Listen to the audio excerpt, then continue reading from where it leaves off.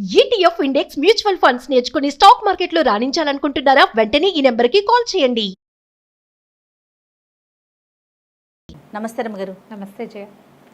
రమ్మగారు, కొంతమంది కొంచెం అమాయకంగా ఉన్నారనుకోండి, వాళ్ళ మీద పెత్తనం చేస్తుంటారండి. వాళ్ళకి అసలు అలా గట్టిగా మాట్లాడాల్సిన అవసరం ఉండదు. వీళ్ళు మెత్తగా ఉన్నారు కదా, ఏదో ఒకటి అనేస్తే అయిపోతుంది, నా మాట చెల్లిద్ది అనే ఆలోచన ఉన్నవారు పనికి మాలిన పెత్తనం అంటారు చూస్తారా, అవి చేస్తూ ఉంటారు. అమాయకంగా ఉండక్కర్లా, దానికి పెత్తనం చేసే పద్ధతి ఉంటుంది కొంతమందికి. అంతే, అది అక్కడ సాగినా సాగకపోయినా మాట్లాడేస్తే ఏదో ఒకటి అనేస్తూనే ఉంటారు కదా. ఎలా రమ్మగారు వాళ్ళని కంట్రోల్ చేయటం, లేకపోతే మనం ఎలా తప్పించుకోవటం? జనరల్గా జయ, ఇప్పుడు ఎలా ఉందంటే సమాజం, అసలు ఎవరికి ఏమీ చెప్పలేం జయ. మన పిల్లలే మన మాట వింటల్లా, మన మొగుళ్ళే మన పిల్లలే మన మాట వింటలేదు. ఎవడి ఐడియా వాడిది. Never ever judge me. నన్ను ఎప్పుడూ జడ్జ్ చేయొద్దు, నాకేమీ సలహా చెప్పద్దు, నా రకంగా నేనుంటా, నా ఇష్టం వచ్చినట్టు నేను చేస్తా అనే సమాజంలో ఉన్నాం పూర్తిగా మనం ఇప్పుడు. నువ్వు బుడ్డ పిల్లలు 8 ఏళ్ళు 7 ఏళ్ళ చిన్నపిల్ల దగ్గర నుంచి నా ఇష్టము, నా ఫ్రెండ్సు, నా రకము, నాది, నా టేస్టు, నాకు నచ్చిందే, నేను అనుకున్నదే, అక్కడి నుంచి పెళ్లి చేసుకోబోయే పిల్లల దాకా. పిల్లలు పెళ్లి చేసుకోవటమే వాళ్ళ పెళ్ళిళ్ళు వాళ్ళ ఇష్టం. ఆ పెళ్ళికి చేయవలసిన వేషం అంతా వాళ్ళ ఇష్టం. వాళ్ళు ఆ తర్వాత ఏం చేయాలి అది వాడి ఇష్టం. ఉద్యోగం చేయాలా వద్దా వాడిదే ఇష్టం, పోనీ దానిదే ఇష్టం. ఆ చేసుకున్న పెళ్ళిలో నిభాయిస్తావా నిభాయించడం కూడా వాడి ఇష్టమే. దేవుడు పూజ, ఇంట్లో అమ్మా నాన్న పూజ పునస్కారం అన్నీ చేసుకుంటారు. ఈ పిల్లాడు నేను ఎథిస్టుని అంటాడు. వాడు ఎథియిజము చెప్పలేకపోతాం. వాడు ఆయన ఎవరో గురువు గారి దగ్గరికి వెళ్తాడు. ఈ అమ్మా నాన్నకి ఆ గురువుకు అంతుపట్టడు, వీడు మాత్రం పోతాడు అక్కడికి. వాడికి చెప్పకూడదు. నా ఐడియాస్ ఈ సమాజం, ఇది తప్పని నేను అంటలేదు, తప్పు కాదు, ప్రస్తుతపు సమాజం ఇది. ఓకే, ఊరందరికీ శకునం చెప్పే బల్లి కుడితొట్లో పడి చచ్చినట్టు ప్రపంచంలో వాళ్ళందరికీ మంచి మాటలు చెప్పగలిగే మహానుభావులు కూడా, ఇన్క్లూడింగ్ మీ, నన్ను కూడా అందులో కలుపుకోవాలి. అందరికీ మంచి విషయాలు చెప్పగలిగే వాళ్ళు తమ సొంత పిల్లలకి చెప్పలేని రోజు ఇది. వాళ్ళు వినరు, నువ్వు నాకు చెప్పకంటారు, అంతే. ఇప్పుడు ఎవరి మీద చేస్తాం పెత్తనం? ఓహో, మీరు అసలు పెత్తనం చేయటానికే అవకాశం లేదండి. అవకాశమే లేదు. అయినా కూడా వాళ్ళ సంగతి చెప్తాం, వాళ్ళ సంగతి చెప్తాం. వాళ్ళు ఎలాగో ఉంటారు. అస్సలు మనం ఎవరికీ చెప్పలేని రోజు. ఎవరి మాట వింటున్నారమ్మా? ఎక్కడ వింటున్నారు అమ్మగారు? నేను చెప్తున్నాక, చిన్న పిల్లల దగ్గర నుంచి నా ఇష్టం అనేవాళ్లే ఉన్నారు చాలా. ఒకవేళ వాళ్ళు ఒప్పుకున్న కొద్ది రోజులే, ఏదో ఒక దశలో అది మొత్తం అప్సైడ్ డౌన్ అయిపోతుంది, టర్న్ అయిపోతుంది. ఇప్పుడు ప్రస్తుత సమాజం అది. వీడు ప్రతివాడు తనకిష్టమైన వాళ్ళ దగ్గర నుంచి వినటానికి ఇష్టపడతాడు. వీడు నచ్చే, ఇప్పుడు నేను నచ్చాను, నీ కూతురు నేనేం చెప్పినా వింటుంది. అదే కథ నువ్వు చెప్తే ఇది కాదు నువ్వు మొన్న చెప్పకో అంటుంది. అవును, నేను చెప్తే అదే కోతి కథ మళ్ళీ వింటానంటుంది. అవును. ఇప్పుడు నేను ఈ విషయం వీళ్ళ దగ్గర వినాలి అని పెట్టుకుంటాం. మనం కూడా అంతే మనం కూడా అంతే. అవును. అయితే ఇప్పుడు సమాజం ఎలా ఉందంటే, వీళ్ళు ఖచ్చితంగా దీనికి వీళ్ళు అని పెట్టుకుంటారు, వాళ్ళనే వింటారు. ఒకడు అన్నిటికీ గూగుల్ చేస్తా అంటాడు. గూగుల్ తల్లిని తప్పిస్తే ఎవరిని నమ్మడు వాడు. ఒకళ్ళు ఇంకొకళ్ళు ఏ పెద్దమ్మో పిన్నమ్మో ఒక పెట్టుకుంటారు, నాన్నో బాబాయ్యో పెట్టుకుంటారు, ఫ్రెండ్స్ని పెట్టుకుంటారు చాలామంది. ఫ్రెండే వీళ్ళకి విడాకులు తీసుకోవాలో వద్దో చెప్తారు, ఈ డ్రెస్ వేసుకోవాలో వద్దో చెప్తారు, ఎక్కడికైనా వెళ్ళాలో వద్దో చెప్తారు. ఫ్రెండ్స్ మీదే వాళ్ళ పెత్తనాన్ని ఒప్పుకుంటారు. మన ప్రస్తుత సమాజం ఇది అని మనకు ఒక 100 మెసేజ్లు రావాలి చేయ దీని మీద, అవును అని. అందరూ అంతే, అందరి పరిస్థితి అది. కాకపోతే ఇందులో కూడా పెత్తనం చేసేవాళ్ళు ఉంటారు. మీరు అలా ఉండద్దు, ఇలా ఉండాలి, ఇదేమిటి అని చెప్పేవాళ్ళు. వాళ్ళకి ఏంటంటే అవతల వాళ్ళు ఎస్ అంటారో నో అంటారో, వాళ్ళు మనం ఎలా తీసుకుంటారో అక్కర్లే, చెప్పాలనుకున్నది చెప్పేస్తారు. కరెక్షన్స్. అయితే ఇప్పుడు ఈ కరెక్షన్ తోటి ఏంటంటే, అసలు మేము కరెక్షన్ తీసుకోమని కానీ కరెక్షన్ చెయ్యొద్దని కానీ అనకూడదు జయ. పెత్తనం కావాలి, ఎవరైనా మనకి మంచి మాట చెప్పవలసిందే. మంచి మాటకి పెత్తనానికి తేడా ఉంటుంది. కాకపోతే వీళ్ళకి ఏది వినడం అలవాటు లేని వాళ్ళకి పెత్తనంగా తోస్తుంది. మంచి మాట కూడా పెత్తనంగా తోస్తుంది అంటారా? వీళ్ళ పెత్తనం ఏంటి నా మీద, మా అమ్మ చెప్పదు, మా నాన్న చెప్పదు, ఈ ఆంటీ ఎందుకు వచ్చింది అనిపిస్తుంది. కరెక్ట్. మీ బోర్డు పెత్తనం ఏంటి నా మీద, అలాగే అనిపిస్తుంది. అసలు అలవాటే లేదు, నో తీసుకోరు, దేనికి ఎస్ చెప్పరు, దేనికి అడ్వైస్ చేయకూడదు. వాళ్ళు ఏం చేస్తే అది చేస్తారు, అదే వేసిందే గంతు అంతే. వీళ్ళకి ఎవరేం చెప్పినా పెత్తనంగానే తోస్తుంది కదా. ఇది పూర్తి రాంగ్. అంటే ఎవ్వరూ మాకు చెప్పకూడదు అనేది తప్పు. ఇప్పుడు ఈ పెత్తనాలు అనే విషయం మీద మనం ఎక్కడ తీసుకోగలుగుతామంటే, ఓ భార్య భర్త కొత్తగా పెళ్ళైంది, ఆ అమ్మాయి ఏం వేసుకోవాలో అత్తగారు ఆడబడుచు నిర్ణయించకూడదు. అది నిర్ణయించవలసిన వాడు ఎవడు? అయితే ఆ అమ్మాయితో పాటే ఉండేవాళ్ళు, నాకు డిస్కంఫర్ట్, నువ్వు ఇలా బట్టలు వేసుకుంటే నాకు నచ్చట్లేదు అని ఆమెను ఒప్పించగలగాలి. వాడు ఒప్పించటమే అక్కడ ఒప్పించాలి. ఈ బట్టలు నువ్వు ఇలా వేసుకుంటే వీళ్ళు ఇలా మాట్లాడితే, లేదా అది నాకు నచ్చలేదు, ఈ ఫోటోలో ఇలా కనపడుతోంది, నాకు బాగుండలేదు, నాతో ఉన్న కంపెనీని ఇలా వేసుకోకూడదు అని ఇతను ఆ అమ్మాయిని సరే అనిపించుకోవాలి. భర్తకు అభ్యంతరం లేకపోతే అత్తగారికి, ఆడపడికి, మామగారికి అభ్యంతరం ఉంటే కుదరదు. అది పెత్తనం. కరెక్ట్ అండి. ఆ అమ్మాయి డబ్బులు ఏం చేయాలి అనేది అమ్మాయి భర్త, కొంత మటుకే కుటుంబం ఉంది, కొంత మటుకే కుటుంబం. అంతేకాని అమ్మాయి ఏమీ చేయకూడదని అన్నీ మాకే ఇవ్వాలని అంటాం పెత్తనం.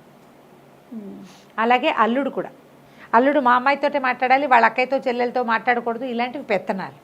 ఇవి చేయకూడని అవి. పిల్లలకు కూడా చెప్పకూడదంటే ఎక్కడ చేస్తాం కదా. ఇప్పుడు చుట్టుపక్కల ఫ్రెండ్స్, ఏదో మనం ఒక డ్రెస్సు, అదేం పెద్ద పెద్ద మెడలు ఉన్నది కాదు, ఏమీ కాదు, అయినా కూడా మనం రెగ్యులర్గా వేసుకునే దానికి కొంచెం భిన్నం. వెంటనే వీళ్ళు ఒక జడ్జిమెంట్ పాస్ చేస్తారు, ఏం పెద్ద బాగుండలేదు, నీకు సూట్ కాలేదని. ఇద్దరు బాగుందంటారు, ఇద్దరు బాగోలేదంటారు.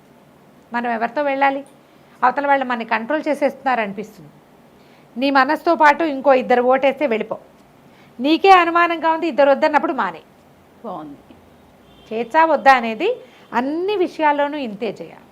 నీకు అవతల వాళ్ళు నీ మీద పెత్తనం చేలాయిస్తున్నారు అని అనిపిస్తే వాళ్ళని అవాయిడ్ చేయి మొదట. ఓకే.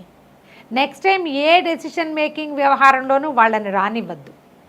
అత్తగారులను కూడా, అబ్బాయిలైనా అమ్మాయిలైనా, అత్తమావల్ని కూడా నువ్వేం చెయ్యాలో, మీ అమ్మా నాన్నలతో నువ్వు ఎలా ఉండాలో మూడో వాళ్ళు డిసైడ్ చేయకూడదు. ఇద్దరు భార్యాభర్త డిసైడ్ చేసుకోవాలి. దీని మీద అబ్బాయో అమ్మాయో రెండో వాళ్ళని ఒప్పించుకోవాలి. మిగిలిన ఫ్యామిలీ ఇష్యూస్ కూడా ఉంటాయి తప్పకుండా. కుటుంబానికి కొంత అవకాశం ఇవ్వాలి, కానీ పూర్తి అవకాశం వాళ్ళకే ఇచ్చి చేయకూడదు. నువ్వు నలిగిపోకూడదు దాని కింద పడి, వాళ్ళ పెత్తనం కింద నువ్వు నలగకూడదు. నువ్వు కూడా కొంచెం నుంచినందుకు నీకు అవకాశం కావాలి కదా. ఒకవేళ అవతల వాళ్ళు నీ మీద అనవసర పెత్తనం చేస్తున్నారు అని అనిపిస్తే కొన్ని అవసరాలు ఉంటాయి. అందులో ఏంటంటే, నువ్వు రాత్రి వేళ దూరంగా ఎక్కడికైనా వెళ్ళటం, నువ్వు ఒంటరిగా ఎక్కడికైనా వెళ్ళటం, తెలియని కొత్త ప్రదేశానికి వెళ్ళటం, తెలియని కొత్త వ్యక్తుల దగ్గరికి స్పెండ్ చేయటం, నీకు ఆహారం విషయంలో, చిన్నపిల్లలకు పెట్టే ఫుడ్డు, అలాంటి వాటిలలో ఇతరుల మాటలు తప్పకుండా వినాలి. వాటిని పెత్తనంగా భావించద్దు. రాత్రి 12ంటికి పార్టీకి వెళ్దాం అనుకుంటాం. ఇది నేను మీన్ చేసి చెప్పట్లేదు జయ, జనరల్గా చెప్తాను. మా అమ్మ నాన్న వెళ్ళనిచ్చేవాళ్ళు, మా అత్తగారు ఒప్పుకోవట్లేదు అని అత్తగారిది పెత్తనంగా భావించద్దు. సేఫ్టీ మెజర్గా భావించండి, మీకు సేఫ్టీ ఉంటుంది అందులో. పోనీ వద్దంటున్నప్పుడు మీరు ఏం చేయొచ్చు, కాదండి ఇదిగో వీళ్ళు ముగ్గురు వస్తున్నారు, వాళ్ళ ముగ్గురు ఫోన్ నెంబర్లు మీకు ఇక్కడే ఇస్తాను, నేను ఫోన్ తీయపోతే ఒకవేళ ఏదైనా ఇబ్బంది అయితే వాళ్ళలో ఎవరికైనా మీరు ఫోన్ చేయొచ్చు, ఇలా చెప్పండి. వాళ్ళు సాటిస్ఫై అవుతారు, మీరు మీ చేయదలుచుకున్న పని చేయొచ్చు.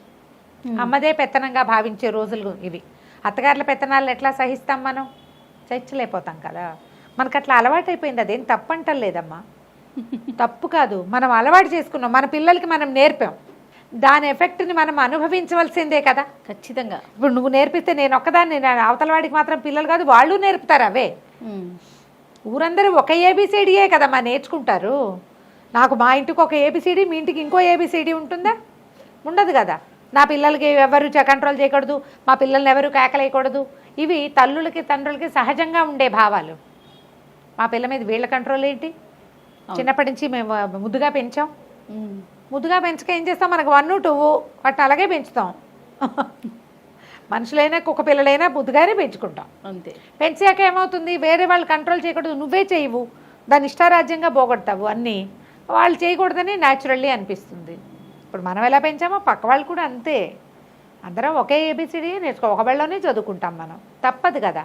ఈ తప్పనప్పుడు ఏం చేయాలంటే, పిల్లలకి కొంత అవతల వాళ్ళు చెప్పిన దాంట్లో నుంచి మంచిని పాజిటివ్ దృక్పథంతో తీసుకోవటం నేర్పించాలి.